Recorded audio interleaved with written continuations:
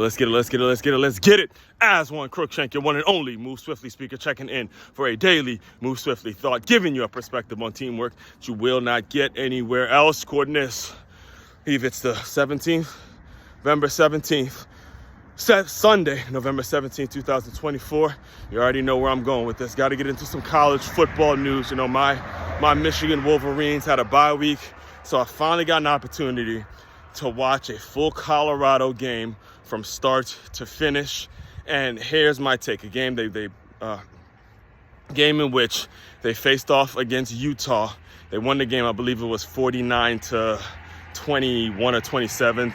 I know Utah did get some points at the end there. They actually did. The score of the game was not really indicative to how the actual game went. The game was actually played a whole lot closer than the final score was. And brings me to the topic of today's Move Swiftly thought, because again, for me personally, I have said it, even last year I was talking about it. Whenever I've sort of been neutral when it comes to Coach Prime, right? So again, Michigan fan here. Now, if it's not the Michigan Wolverines, I do like to see the Florida State Seminoles do well. So my two college teams are the Michigan Wolverines, and again, Florida State, seeing that they have the arrow, the spear. So either way you look at it, you know, whether it's the Michigan Wolverines or the Florida State Seminoles, it's been a rough one. It's been a rough year, and you hear I'm still admitting that I'm a fan of those two programs. You hear me still admitting it, even though both of those teams are having just a absolutely horrific year. And seeing that I do like to see, I don't consider myself like a diehard Florida State fan, but seeing that I do like to see them do well, there is pieces of me that does like to see Coach Prime do well, seeing that that's where he played his college ball. So I've been sort of neutral when it comes to evaluating him and how he's been doing at Colorado and all that. And because I've been neutral and been very critical, I get dubbed into the Prime hater. I'm the Coach Prime hater category, simply because I've been neutral and simply because I haven't been lockstep and said everything he does is perfect. He does nothing wrong, simply because I've been critical. So let me give you my evaluation on what the difference is between a year ago and now, because again, this was the first time I really got an opportunity to see them from start to finish and see what has made the difference in the record. All right, so excuse me. First thing is the defense. All right, when you watch the game and you look at that front seven for the Colorado Buffs, I'm talking about it now. Again, you people who may not know football like that, the front seven is the D-line and the linebackers. They played their ass off. All right, they're more responsible for that win than both Travis Hunter and Shedeur, which is why it's important for me to explain this to you guys, because what the national media like to do, and again, if it ever sounds like I'm critical of Coach Prime, it's not necessarily that I'm critical of Coach Prime. It's probably an annoyance and just an absolute agitation that continues to grow within me with the national media and all the working on my swear, and all the BS that they spew and how they like to give credit to people who don't necessarily deserve as much credit, and they give blame to so many people that don't necessarily deserve the blame. The national media spins these games and spins these stories in a way that will have the common fan thinking a certain way. The game yesterday between the Colorado Buffs and the Utah Utes, it was won in the front seven. It was not Travis Hunter and it was not Shedeur Sanders. As talented as those two players are, it was not just them who won the game. In fact, it was Travis Hunter who gave up the long touchdown that kept the Utah Utes in the game. Again, no one's going to talk about it because they're trying to paint him as the Heisman winner, and they're trying to paint him as the greatest player to ever play college football. And it was Shedeur's two turnovers by Shedeur, one an interception and one a fumble snap, that gave Utah the ball inside the red zone. And it just so happens that the Utah did not take advantage of those opportunities. It was the first play of the game where Shedeur throws an interception. Utah has the ball inside the 10, and they have to settle for a field goal. And the same thing happened on the fumble. So what I'm giving credit to, where Coach Prime deserves his credit, if you're going to want to give him credit for anything, he deserves credit for bringing in a Warren Sapp to coach up that D-line that absolutely nutted up. The D-line and the linebackers nutted up and did not give Utah an inch when it comes to the running games. They really played their ass off in that front seven. That I got to give. You got to give credit where credit is due. I don't have a problem giving credit there.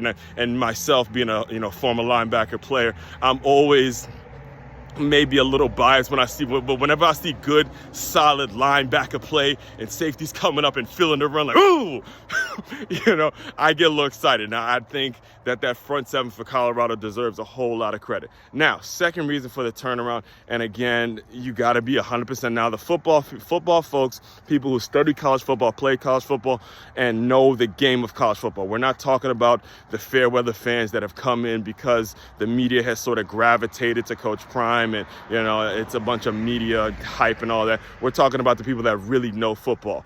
Every last one of them will admit that the Big 12 this year is absolutely terrible. It's weak. It's a weak conference, all right? And if you don't believe me, go look at the score from the before.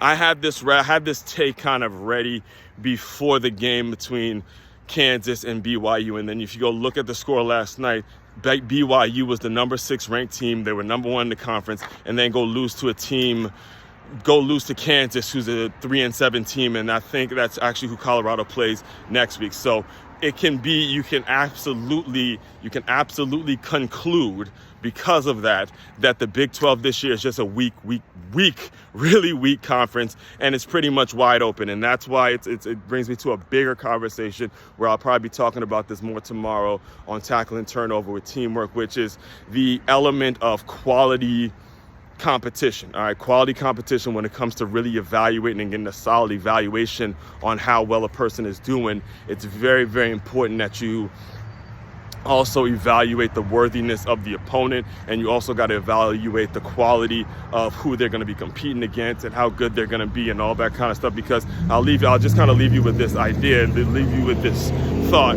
The national media is paid to bring eyeballs into their stuff. They're paid for the ratings. They're paid to get more people who weren't watching before to be buying in and watching the stuff. So what happened a couple of years ago was, say close to about 10 to 15 years ago, there was a player named Jadeveon Clowney. Jadeveon Clowney played for the South Carolina Gamecocks, and he had a huge hit against Michigan in the Outback Bowl. I mean, I'm talking about he split the tackle.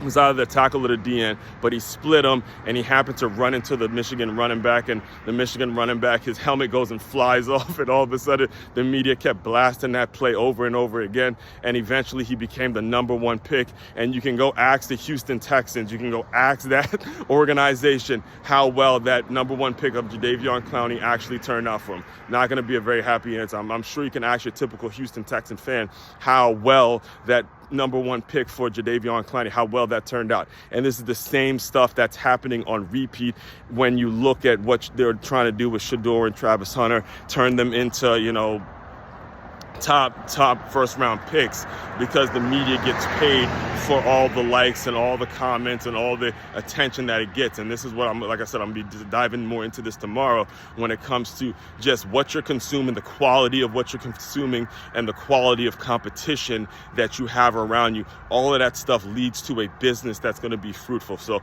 again, whenever I talk college football, I know I get a little long-winded, but this needed to be said because the national media won't say these things. All right, this is why you got to come over into my world. All right, main website to check out to dive deeper into all my work. It's makeyourmove.com. That's makeyourmove.com.